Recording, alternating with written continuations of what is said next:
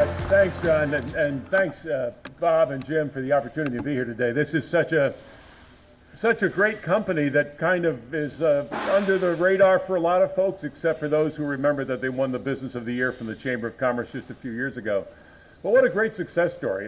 They asked us to take part in this because it's a ribbon cutting and it's a grand opening. But it really is also it's a celebration of the success of this company. These two men they've grown this company with their key employees and have I think created just a great story. Two entrepreneurs who have managed to show the rest of Ulster County how business can be done and be done right. So congratulations to them off the bat, first of all. And thank you for all of the noise in the background while we're working. That means these guys are hard at work, right? That means you're making money. I want to introduce a couple of folks to say a few words before we actually cut the ribbon. First of all, is our town supervisor here? Did he make it? He is indeed. Please welcome Town of Ulster Supervisor Jim Quigley. Jim? Thank you. Thank you, sure. How could you miss a stomach of my size? Good morning, and I want to thank everyone for coming out here today. Today is a special day, not only for the LHV family, the Willis family, but also for the town of Ulster. Because in today's environment, it takes a strong commitment to make a capital investment of this nature and make a commitment to the employees of the company to provide them the tools they need to do their job, as well as a commitment to the community to stay here. And that is an important commitment for me as town supervisor, because I'm looking forward to many great things to come from the Willis family and the LHV family. Congratulations, Jim and Bob.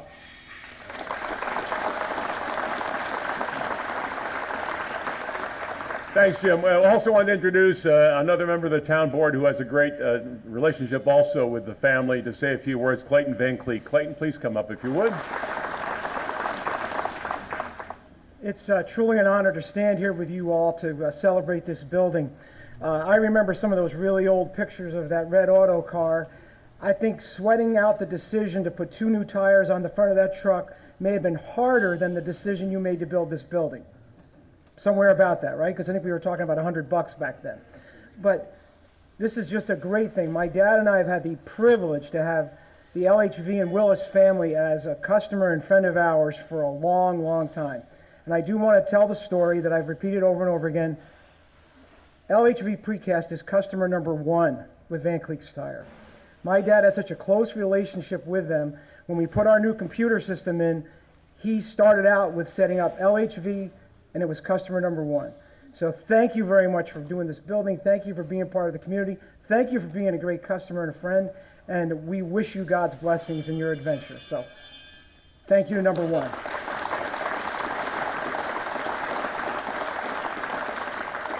Thanks, Clayton. And now please welcome the Director of Ulster County Economic Development, Tim Wiedemann. Tim?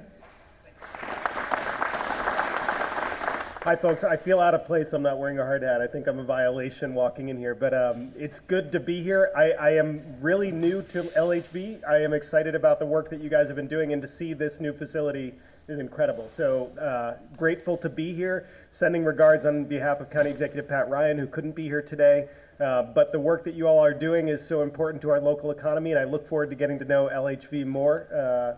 Thank you. You're welcome. Now I'm up to code. Look forward to getting to know the LHV family more as we move forward here, and congratulations on the project. Thank you, Warren.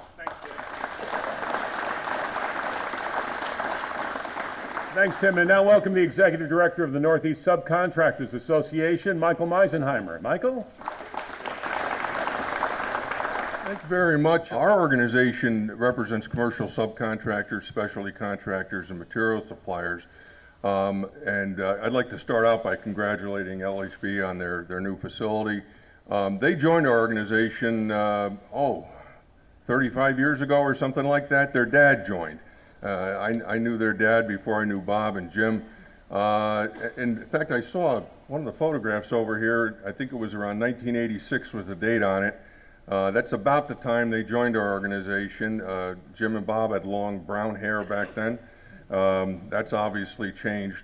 But we're an organization that we think, we'd like to believe we help our members out with their business issues. And I can say most definitively that LHV has been a great member of our organization. They're very active, they participate, and they support the organization and have for 35 years. So I want to congratulate you again, Bob and Jim, for your new facility. Thank you.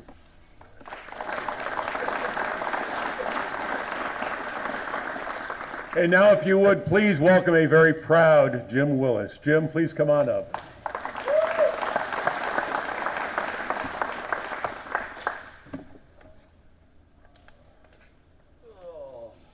Give me a minute to get dressed. I was told that I have 2 to 4 minutes.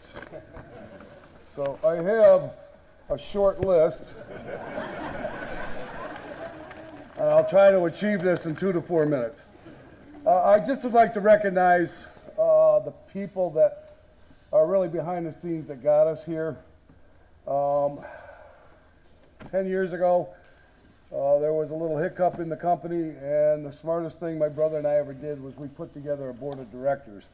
As I mention your name, if you would please stand up. Our corporate attorney of 35 years, Bob Greco. The corporate CPA, Bob Allen of 25 years. John Clausen was our chief lending officer with our bank. He has now joined force, and he is now the company's CFO. John Clausen. These 3 men, along with my dad, who's passed on now, were really the brilliance, the expertise, and the courage that my brother and I needed to move this company forward. We knew we were outgrowing our current facility. We were encouraged because we have probably everybody's biggest asset is their employees. We employ 55 people. 40 of them been here over 20 years. So they needed a place to call home as my brother and I aged out. It required a new facility. We had to move up with the times, and it was the smartest move we ever made. But if it wasn't for these 3 men, we never would have made it. Next, Paul Jankovic led us. He was our architect. Paul's not here. But between Paul Jankovic and Jim Quigley, the town supervisor, they were instrumental in getting our site plan approval. There were a few challenges. Took a little bit of time, but they pushed it through. So I want to thank Jim Quigley personally. You were huge in getting this thing off the ground. Dennis Larios and Chris Zell were the engineers for this, behind some of the site plan. Neither are here, I believe. I don't think they are. But anyways, I wanted to just mention them. Ron Samsell was our structural engineer. Ron worked with us and our GC, who I'll mention in a second, basically on a daily basis. It was a very aggressive schedule getting this thing put together. We were actually designing it as we were pouring foundation. Ron is not here, he's out of Rochester. Now a special thank you to a gentleman, our GC on this project, local Mike Schatzel. Where are you, Michael? Where are you? Folks, this is the contractor that put this all together for us. Mike lived down the street 1 mile, so he put in a lot of overtime because I wouldn't let him go home. So between Mike and myself, we kind of made it all work. You know, there wasn't a full set of drawings or plans when we started, but it came out perfect. There isn't anything out of place or out of square in this whole entire facility. Site work was, a lot of the groundwork outside was done by a guy named Kevin Carpenter, who's not here also. When it comes to the mechanicals, again, I said we had no drawings, no plans. SAS Electric. Sal, where are you? SAS Electric stood up to the plate.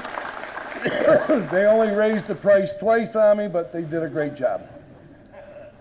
Loud Plumbing and Heating. They did all the mechanicals, all the infrared overhead heating system. Another gentleman by the name of Tim Marcus did all our plumbing. He is not here either. Fabrication. The runways that you see holding these cranes up were fabricated by a company named Irv Schroeder and Son. Jimmy Schroeder, where are you?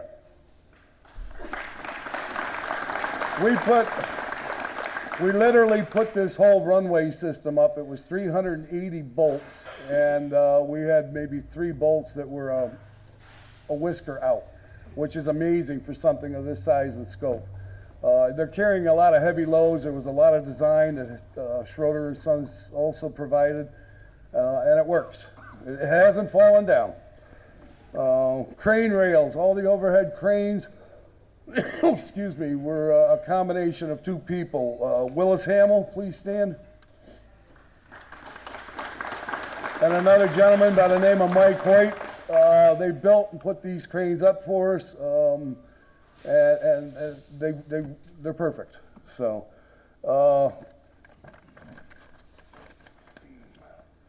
Paul Biker, Joe Biker, Timely Signs. They've done all the signage on this building just in time, and I wanted to say thanks to them too. Where we could not go local, we stayed American. Our badge plant was designed by Emil Garowitz. Emil, please stand.